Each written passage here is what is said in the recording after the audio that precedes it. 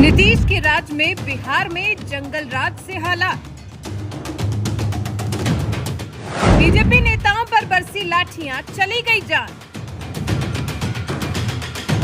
क्या बंगाल की राह पर बढ़ रहा है नीतीश का बिहार? किसने कह दिया बिहार के सीएम नीतीश को ममता 2? बिहार के मुख्यमंत्री नीतीश कुमार ने सत्ता के लिए बीजेपी से हाथ छुड़ाकर ऐसी पार्टी का साथ पकड़ लिया है जिसके मुखिया लालू प्रसाद यादव जहां चारा घोटाले में किए गए भ्रष्टाचार की सजा काट रहे हैं, तो वहीं डिप्टी सीएम तेजस्वी यादव पर भी भ्रष्टाचार के गंभीर आरोप लगे हैं। उनके खिलाफ तो नौकरी के बदले जमीन केस में चार्जशीट भी दाखिल हो गई है।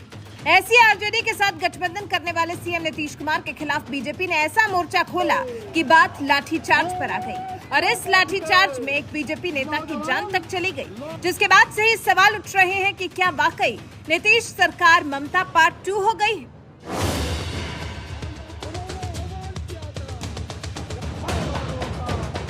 ममता राज में बंगाल का क्या हाल है, ये किसी से छिपा नहीं है।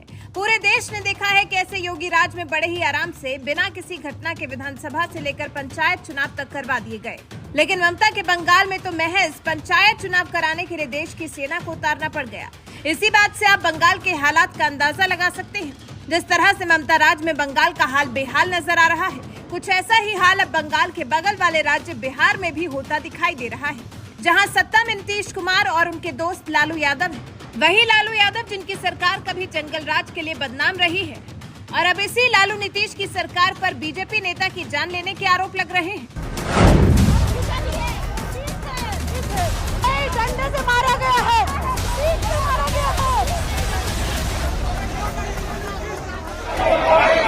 रेणु देवी गिरफ्तार।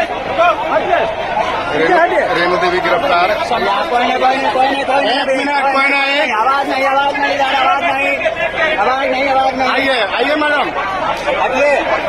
आराम से आइए बैठिए। बोलिए मैम। कार्यकर्ता का हत्या हो गया। हाँ, रेणु देवी जी। अरे हत्यारी सरकार है, हत्यारा लोग है इसका, कभी भगवान माफ नहीं करेगा। कभी भी हमारे कार्यकर्ता का हत्या हुआ है। दरअसल बिहार बीजेपी ने गुरुवार को शिक्षकों की नियुक्ति और 10 लाख लोगों को नौकरी देने के मामले में विधानसभा मार्च निकाला था। इस दौरान पुलिस ने मार्च को रोकने के लिए पटना के डाक बंगला चौराहे पर जमकर लाठियां चलाईं, जिसमें बीजेपी के कई सांसदों विधायकों को चोट लगी, तो वहीं जहानाबाद नगर में बीजेपी के महामंत्री विजय कुमार सिंह की जान चली गई, जिसके बाद से ही पूरी बीजेपी नीतीश सरकार पर टूट पड़ी। बिहार के बेगूसराय से बीजेपी सांसद और केंद्रीय मंत्री गिरिराज सिंह ने तो एक ट्वीट में नीतीश सरकार पर जबरदस्त वार करते हुए लिखा, नीतीश कुमार जी ममता दीदी की राह पर चल पड़े हैं। लोकतांत्रिक तरीके से विरोध कर रहे भाजपा कार्यकर्ताओं पर बर्बर हमले से हुई मौत के लिए सीधे तौर पर नीतीश कुमार जिम्मेदार हैं। अहंकारी नीतीश कुमार द्वारा जहानाबाद भाजपा जिला महामंत्री विजय सिंह की हत्या कर दी गई।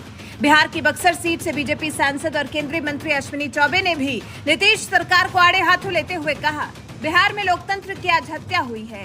कायर और सत्ता के अहंकार में चूर चच्चा भतीजा की पुलिस ने बिहार के हक और अधिकार के लिए लड़ रहे बीजेपी के निहत्थे कार्यकर्ता की जान ले ली। इस कायर सरकार को भाजपा का कार्यकर्ता जनता के साथ कंधे से कंधा मिलाकर उखाड़ फेंकेगी।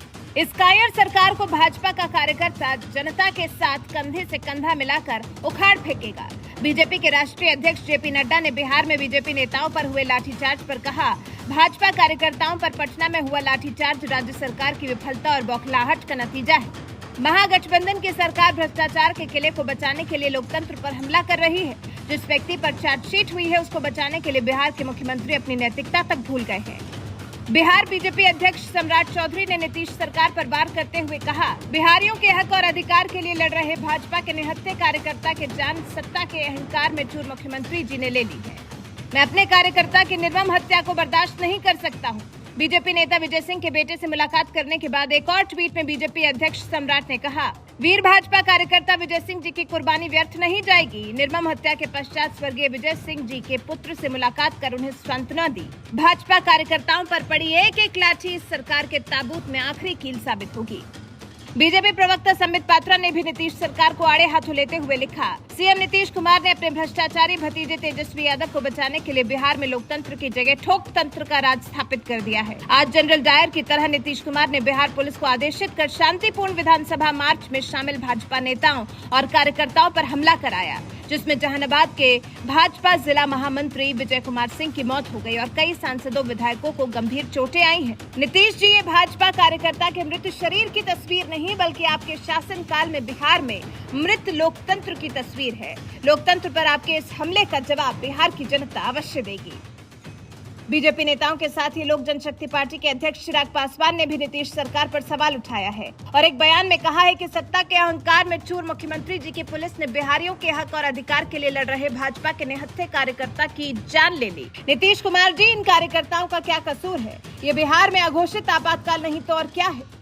मैं सर्वप्रथम भारतीय जनता पार्टी के सम्मानित कार्यकर्ता विजय सिंह जी के दुखद निधन पर अपनी तरफ से, अपनी पार्टी लोक जनशक्ति पार्टी रामविलास की तरफ से शोक प्रकट करता हूं। उनके परिवार वालों को इस दुख की घड़ी में ईश्वर हिम्मत दे, ये प्रार्थना करता हूं। पर साथ ही मैं इस सरकार से और मुख्यमंत्री नीतीश कुमार जी से भी ये सवाल पूछना चाहूंगा कि इस मौत का, और ये मौत ही नहीं है भैया, ये हत्या है। किसी को आपके शासनकाल में लाठी से पीट पीट कर मार दिया जाता है, ये हत्या की श्रेणी में ही आता है। तो इस हत्या का जिम्मेदार कौन है? मुख्यमंत्री जी।